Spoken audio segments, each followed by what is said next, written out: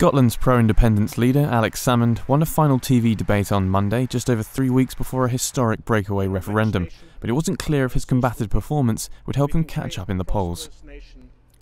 In a bruising debate before the September 18th referendum, Salmond relentlessly talked over and at Alistair Darling, the leader of the Better Together anti-independence movement, and it was sometimes hard to hear what was being said. In a Snap Guardian poll released soon afterwards, 71% of over 500 respondents judged that Salmond had won, against 29% who said they thought Darling had triumphed. Salmond got more cheers in the debate in Glasgow, Scotland's biggest city, than Darling, who attracted the odd groan. Salmond was helped by sympathetic audience members who heckled Darling, including one woman who told the audience not to trust a word that came out of Darling's mouth. Last time, Salmond came unstuck on the issue of what the currency arrangements would be for an independent Scotland.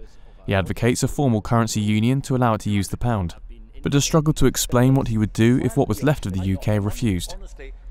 This time around, Salmond was more confident if equally vague on the currency issue.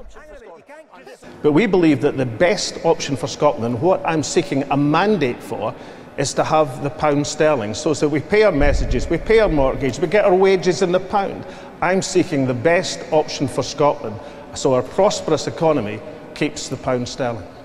Darling tore into Salmond for failing to spell out a plan B if the British government refused to formally share the pound, calling Salmond's idea of using sterling informally a nonsense option. Well, this is it. He's asking us to take his word for it, on everything. No plan B for anything. Trust what he says. Sorry, I can't. Darling repeated the anti-independence campaign slogan, telling Scots they could have the best of both worlds.